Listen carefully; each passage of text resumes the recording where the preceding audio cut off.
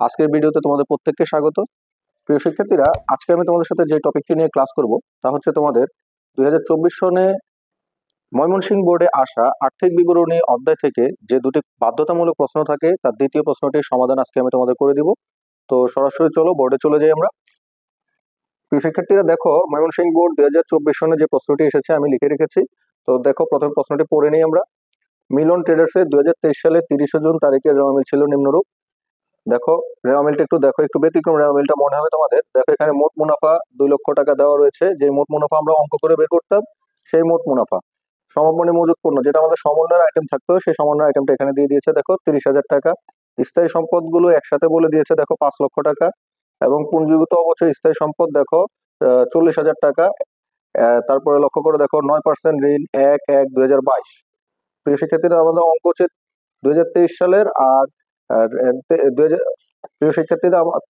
প্রিয় শিক্ষার্থীরা আমাদের অঙ্কটা হচ্ছে 2023 সালের 30 জুন। অপরদিকে অঙ্কটা হচ্ছে 1/1/2022, অর্থাৎ জানুয়ারি মাসের 2022 সালের অঙ্ক। দেখো, 1 লক্ষ টাকা।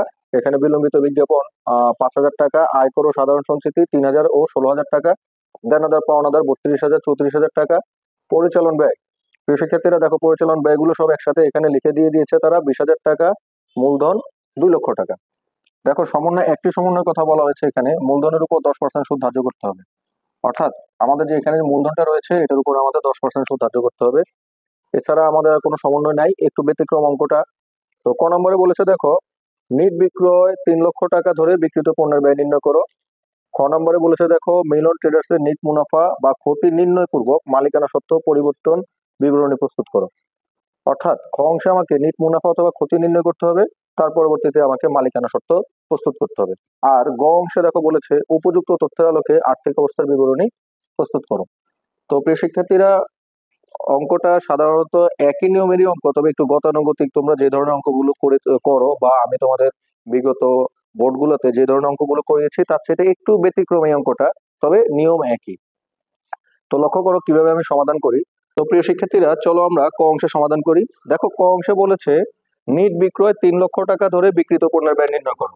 অর্থাৎ দেখো, নিট বিক্রয় আমাদের দেওয়া রয়েছে 3 লক্ষ টাকা, আর বের করতে বলছে বিক্রিত পণ্যের ব্যয়। তো তোমরা নিশ্চয়ই জানো, বিক্রিত পণ্যের ব্যয় বের করার জন্য আমরা প্রথমে প্রারম্ভিক মজুত পণ্য যোগ নিট ক্রয় যোগ ক্রয় সংক্রান্ত খরচ এবং বাদ দিয়ে সমাপনী মজুত পণ্য।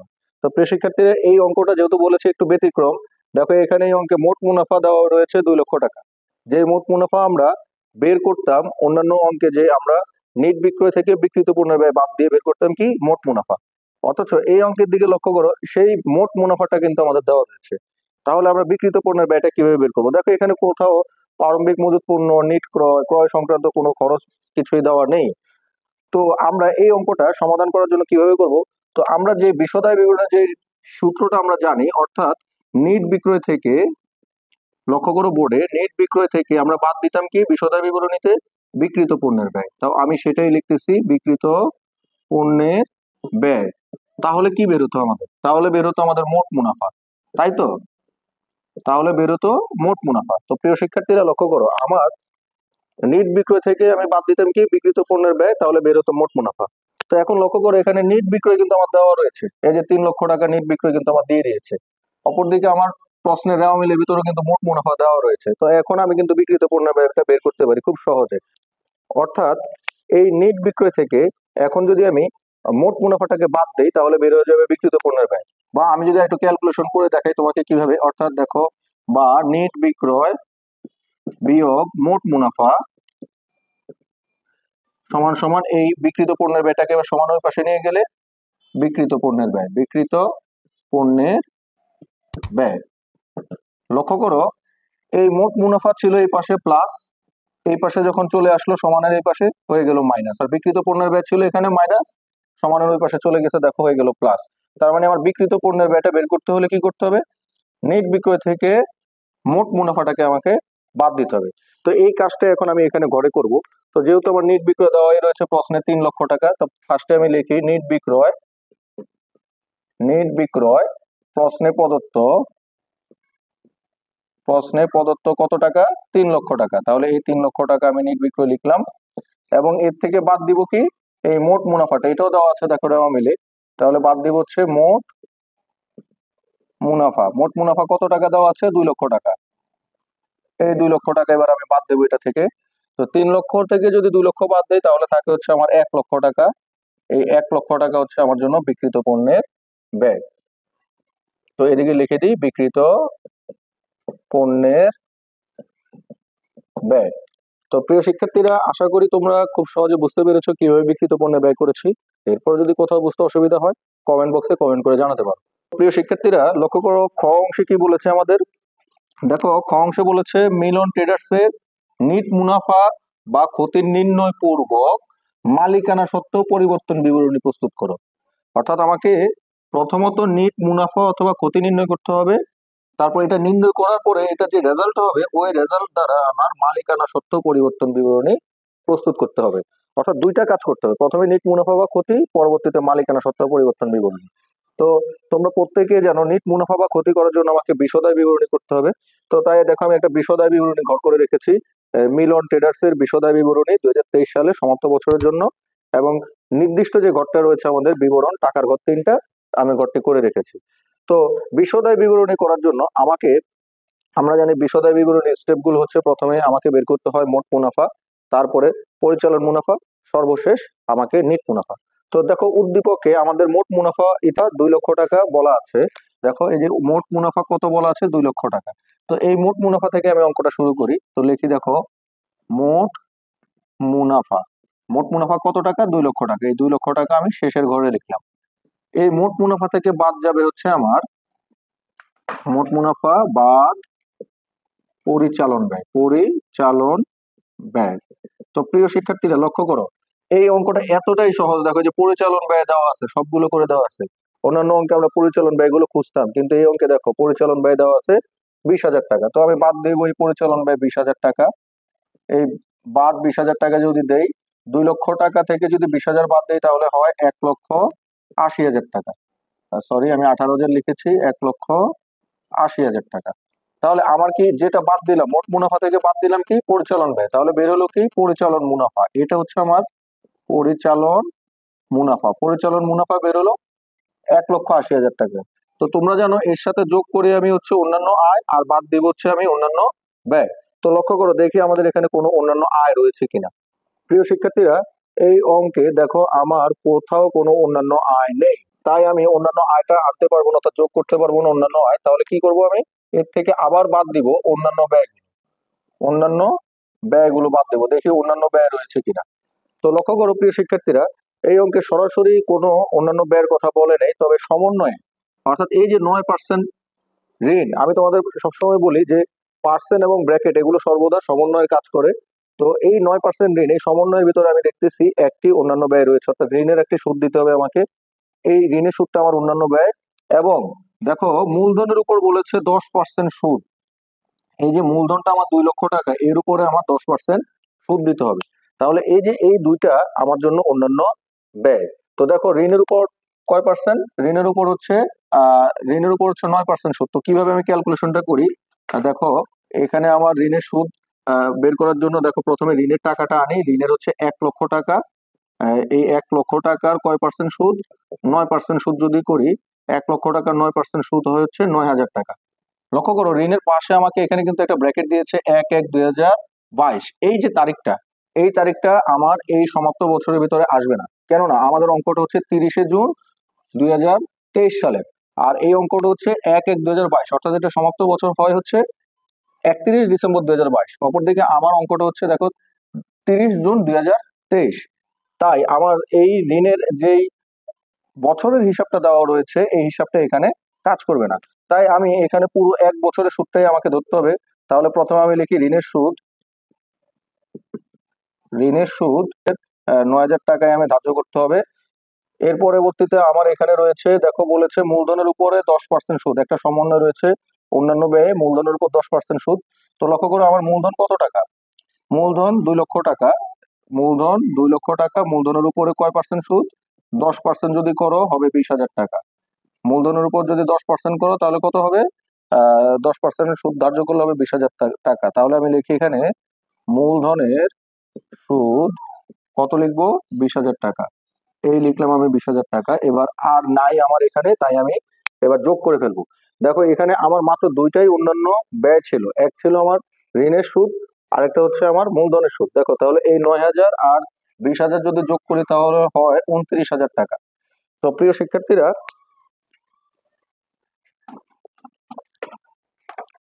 তো লক্ষ্য করো এখন আমি কি করব।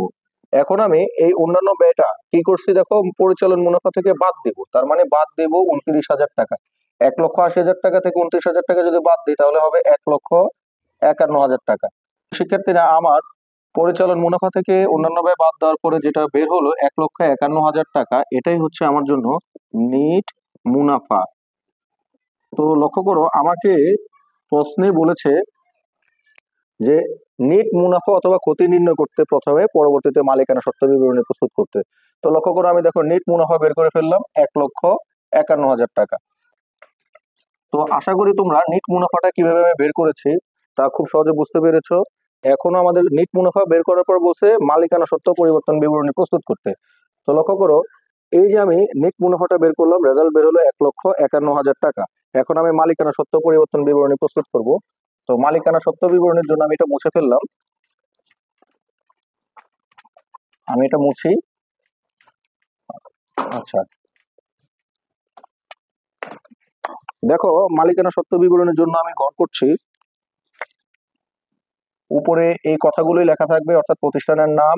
এখন এখানে পরিবর্তন করে দেব মালিকানা শর্ত বিবরণী। মালিকানা শর্ত বিবরণী প্রস্তুত করব, তার জন্য আমার যে ঘরটা রয়েছে মালিকানা শর্ত বিবরণী, সেই ঘরটা করলাম বিবরণ টাকা টাকা। খুব সহজ ঘর করলাম। তোমরা নিশ্চয়ই জানো মালিকানা সত্ত্বের প্রথম স্টেপ হচ্ছে মূলধন। মূলধনের সাথে আমরা যোগ করে যদি কোনো অতিরিক্ত মূলধন উদ্দীপকে দেওয়া থাকে সেই অতিরিক্ত মূলধন, এছাড়াও যোগ করি মূলধনের সুদ, যোগ করি নেট মুনাফাটা, আর অপরদিকে আমরা বিয়োগ করি আমাদের উত্তোলনগুলো বিয়োগ করি, এবং যদি কোনো সঞ্চিতি থাকে সঞ্চিতিটাও আমরা, অর্থাৎ সঞ্চিতি বলতে সাধারণ সঞ্চিতি, সঞ্চিতি তহবিল, সেগুলো আমরা যোগ করি। তো দেখো এই উদ্দীপকের দিকে যদি দেখি আমাদের মূলধন রয়েছে 2,00,000 টাকা। তাহলে প্রথমে আমি মালিকানা সত্ত্বের মূলধন নিব।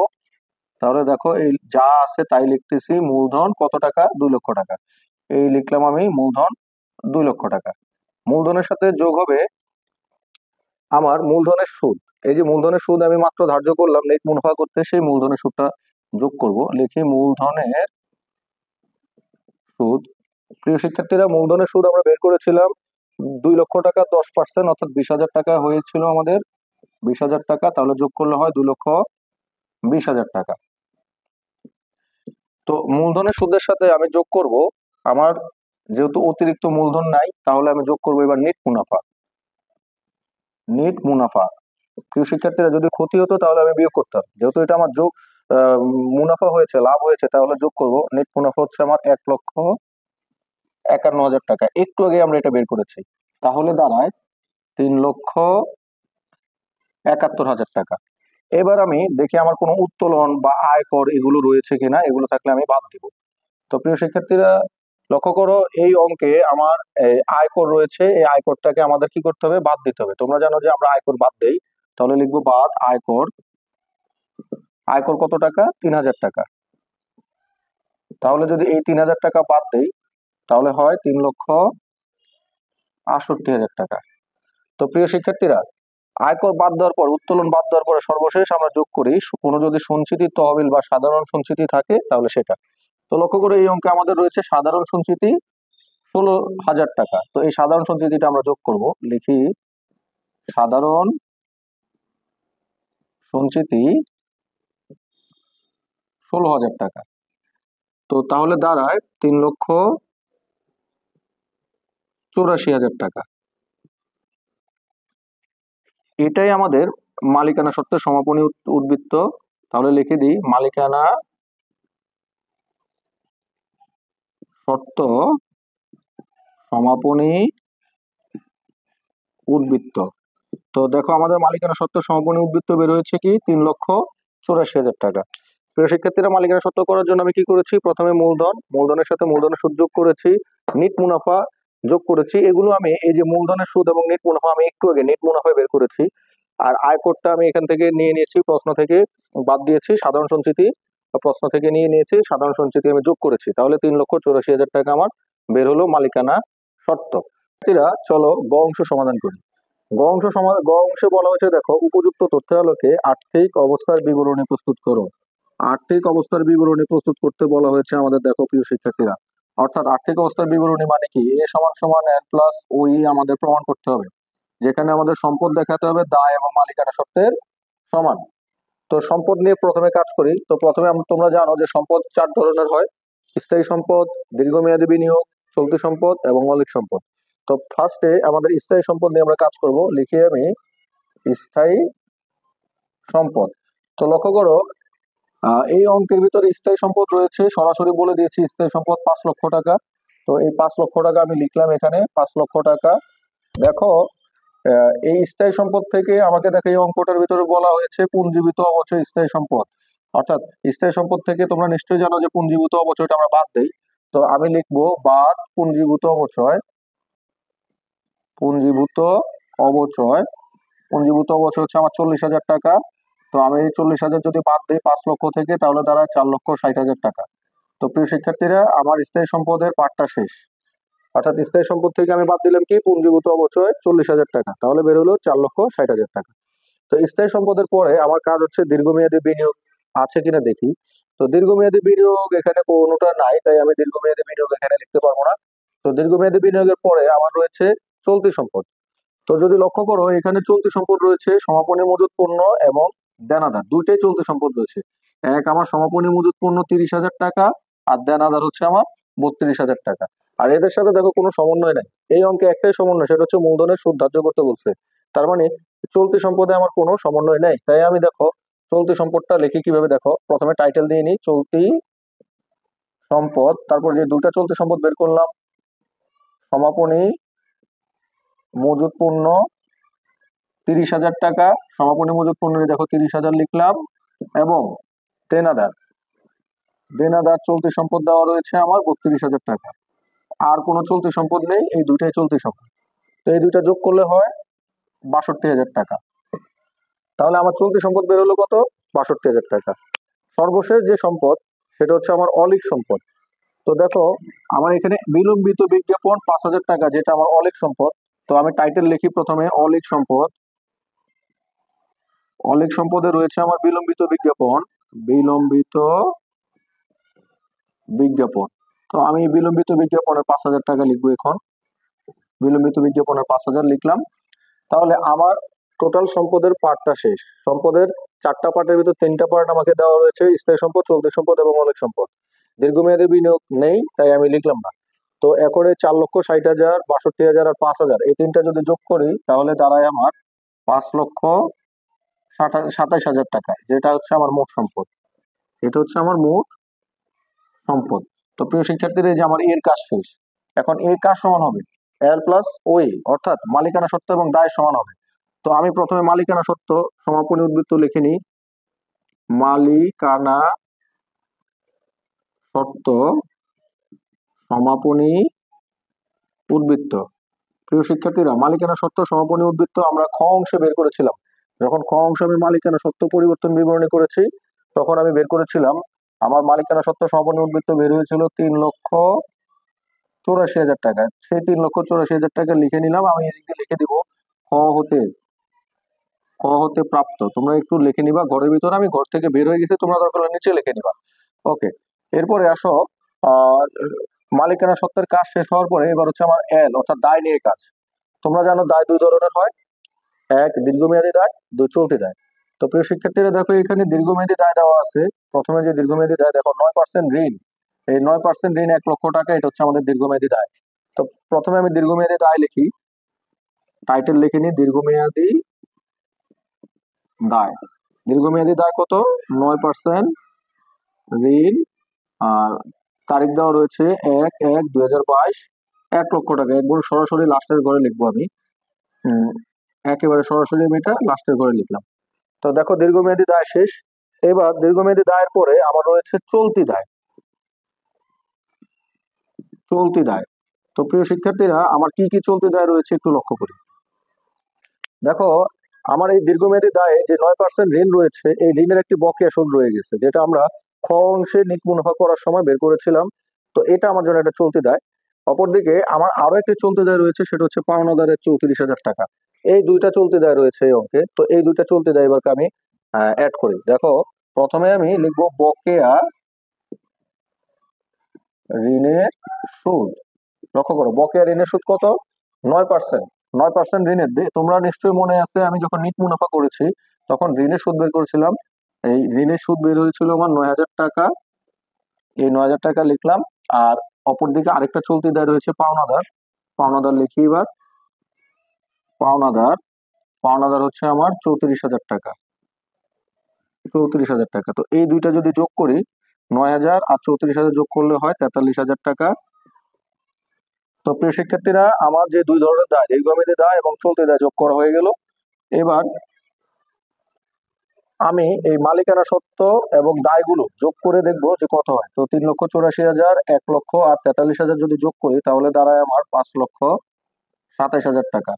যেটা আমার লিখে দিই এখানে, দেখো, দায় ও মালিকানা সত্ত্ব। তো দায় ও মালিকানা সত্ত্ব আমার বের হলো কত? 5,27,000 টাকা। তো প্রিয় শিক্ষার্থী, একটু লক্ষ্য করো, আমার মোট সম্পদ বের হয়েছিল 5,27,000 টাকা, আর মোট দায় ও মালিকানা সত্ত্ব বের হয়েছে আমার 5,27,000 টাকা। তার মানে আমার সম্পদ এবং দায় ও মালিকানা সত্ত্ব কি হলো? সমান হলো। তো এটাই হচ্ছে আমার আর্থিক অবস্থার বিবরণী, যেখানে আমাকে সম্পদের সমান দায় ও মালিকানা সত্ত্বকে দেখাতে হয়। তো আশা করি খুব সহজে তোমরা বুঝতে পেরেছো। প্রথমে আমি সম্পদ আনবো, পরবর্তীতে আমি মালিকানা সত্ত্ব এবং দায়গুলো আনবো। তো এভাবে আমাদের এই অঙ্কটা শেষ হলো। একটু ব্যতিক্রম ধর্মী রেওয়া মিল ছিল এখানে, এবং দেখো, অন্যান্য অঙ্কে তোমরা অনেকগুলো সমন্বয় পেতা, এখানে মাত্র একটাই সমন্বয়। কিন্তু অঙ্কটা খুবই সহজ। ঘাবড়িয়ে না গিয়ে একটু যদি তোমরা ধৈর্য ধরে ঠান্ডা মাথায় চিন্তা করো, খুবই সহজ একটা অঙ্ক, খুব দ্রুত তোমরা শেষ করতে পারবে। যদি কোথাও বুঝতে অসুবিধা হয় তোমরা ভিডিওটি টেনে দেখো, অথবা কমেন্ট বক্সে কমেন্ট করে জানাও। ধন্যবাদ সবাইকে।